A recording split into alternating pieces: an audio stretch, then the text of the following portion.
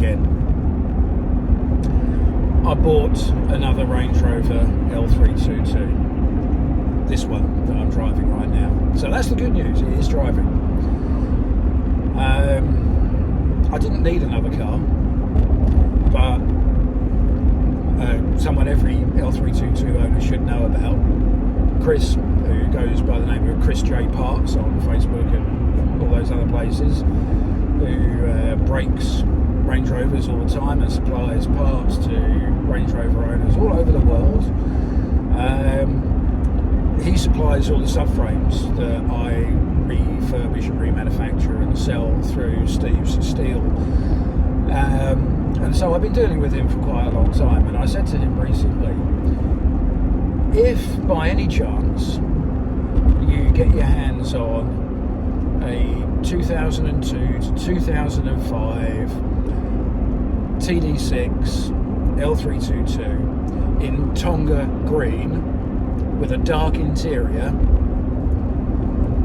I want to see it before you break it.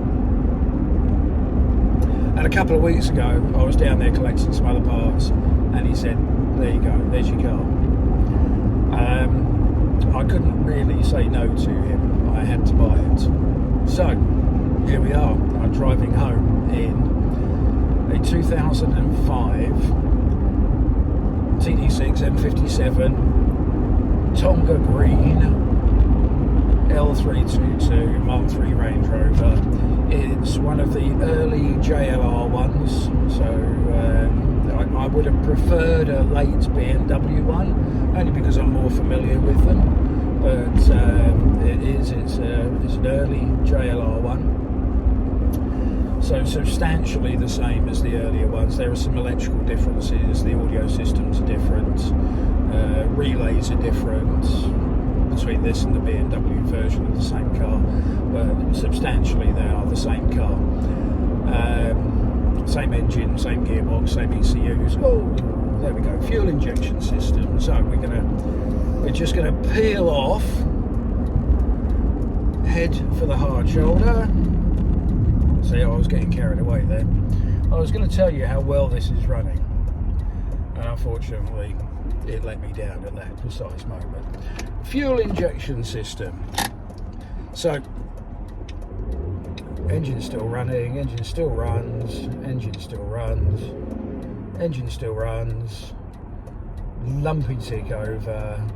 No doubt it will die in a moment. Lumpy, lumpy, lumpy, lumpy, lumpy. It might be cleaning itself up. I'm making this video in the wrong order, and in the next part I'll tell you what's going on here, but let's just fix it while we're sat here, and I'll carry on telling you about the car. So, yeah, Chris found this car for me and said, there you go, Stephen, that's the car you were looking for. And I said, well, I suppose I better buy it then. So I did. And I've just been down there. I got a nice lift from my mate Eric down to Derby to pick it up. It's 108 miles back to my place, and we all joked, yeah, that'll be fine, that'll get you there. And it probably will, to be fair, but it has got some problems. There we go, we're up and working again, engine's running. We'll knock it in a sport mode, get on the hard shoulder, find a way out of here. Hazard lights off, accelerator down. Ooh, someone's trying to kill me. There we go, nice man.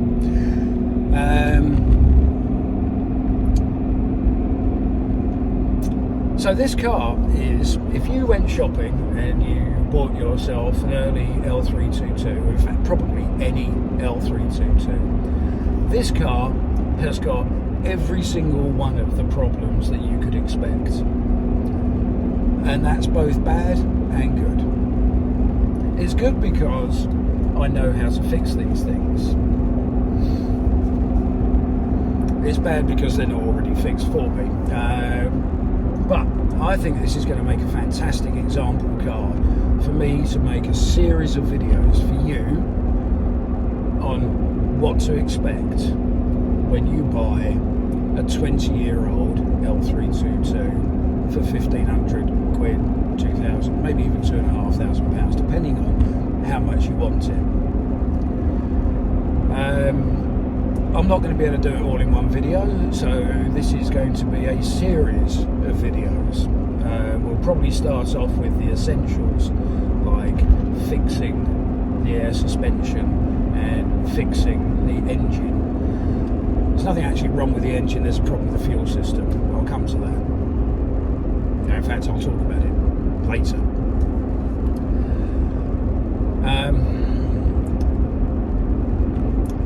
It has air suspension inactive in front of me here, and it has the brake pad wear warning lights on. I've been driving it for 70 or 80 miles. The engine hasn't got up to temperature. The needle should be sitting in the middle and it's down at the cold end. So the thermostat is stuck open. We are, however, doing fairly reasonable MPG, given the way I'm driving it and the problems I've had over the last hour and a half or so. 27.7 MPG, which is okay. It's not good, but it's okay for this car. It tells me that there's problems, but they're not serious.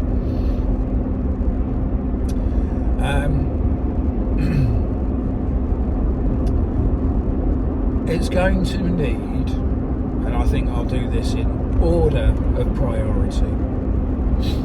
The low pressure side of the fuel system needs a good clean and a fresh fuel filter.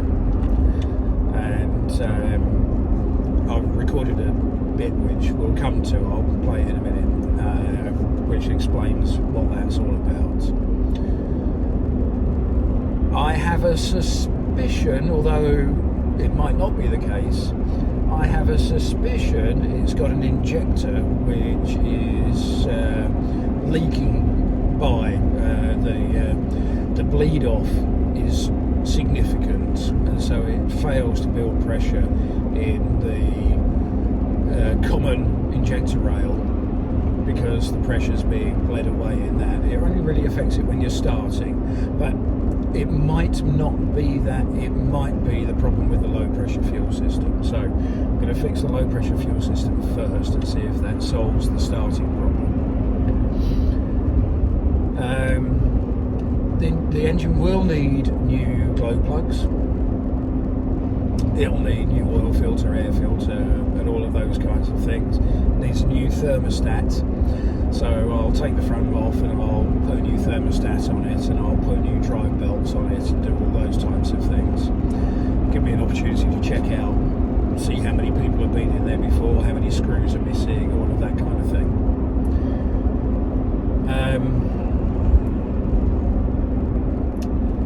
The steering's a bit janky. It goes in a straight line, but the steering wheel's canted over at a funny angle. I'm not really surprised. These cars will have had plenty of replacement parts over the years, and if you replace parts for an MOT, for example, and don't bother getting the tracking done, then you end up in this situation. I need to have a look at the braking system because, as I say, I've got a pad wear warning light on, so it's either got no brake pads or the little sensor cable is damaged. It's actually more likely to be the cable, but I've got spares of those in the workshop. What else are we needing to do on it? It's got the inevitable rust, but we'll come to that.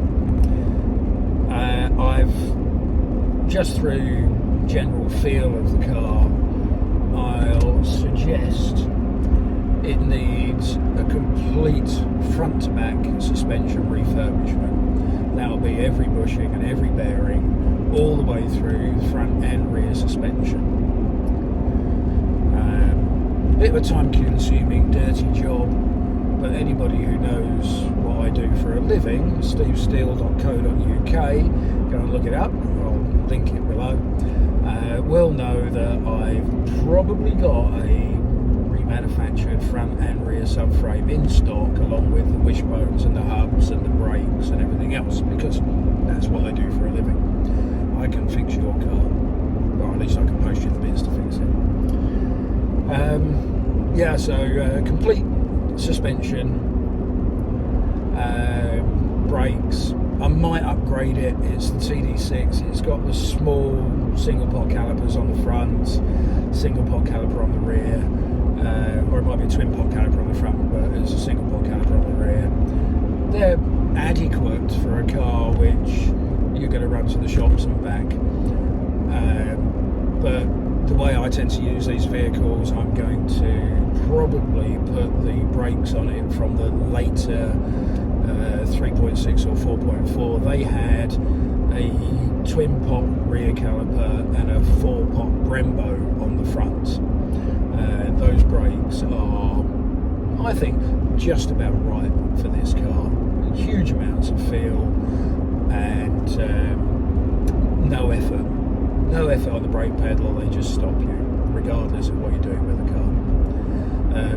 Very fine modulation as well, which the brakes, these earlier brakes don't really have that fine modulation. So if you're on a very slippery surface, the upgrade of the braking system on a TD6 is well worth it, I think, although relatively expensive to do. I'll do a complete set of fluids, so we'll do the gearbox and transaxle, transfer box, front and rear axles. We'll do all of that while we're under there. What else are we going to do? It's got the expected rust around the back ends of the sills where it meets the rear wheel arch behind the door. It's a very, oh there we go, fuel injection system again. It will die in a moment. Thankfully I've got a hard shoulder, so I'm going to use it before the engine dies, because it's very embarrassing rolling to a halt in traffic or suddenly discovering you haven't got a hard shoulder to pull out onto. Engine's still running, I'm going to crawl. Oh, there it goes. It just died. Did it? Yes, it did. So, yeah, this is the fault that you'll see me talking about in a little while. Handbrake on, into park, engine off, key back in, turn it on, position 2. As the lights on for those who care. Turn it off. Key in ignition, position 2. This is priming up the fuel system, putting some pressure into it so that it can deal with the problem that it's got. And off and on again, and this time it should start. I don't want to flatten the battery, so I'm not going to spin it unnecessarily. I'll try again. This problem could also be caused by glow plugs, or combination, probably a combination of all these things, the glow plugs and the engine not coming up to proper working temperature, all of which will be screwing with the ECU and telling the engine, telling the ECU it needs to deliver more fuel than it's capable of. So hopefully, there we go. We go. So, as the lights off, into sport mode, indicator off, and blend in with the traffic again. The engine runs really nicely. I don't think there's anything substantially wrong with the engine other than the fuel system. And you know, fixing the fuel system on this is not going to be difficult.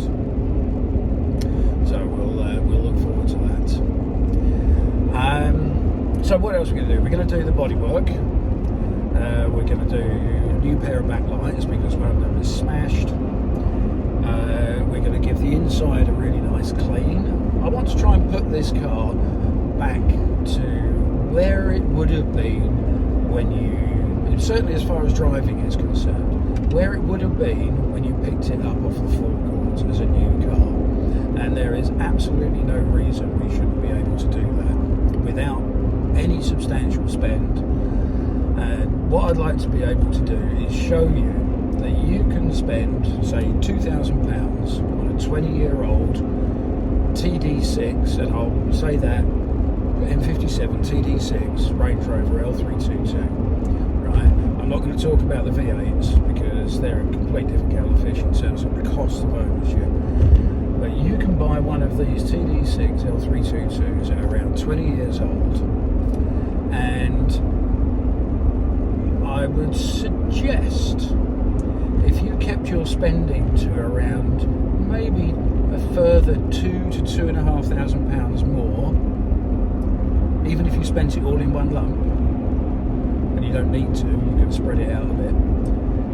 So your total spend of about £4,000,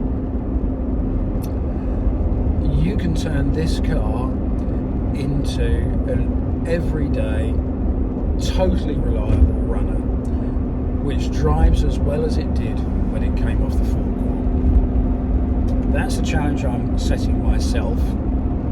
I'm quite content I can deliver on that, and that I can show you how to do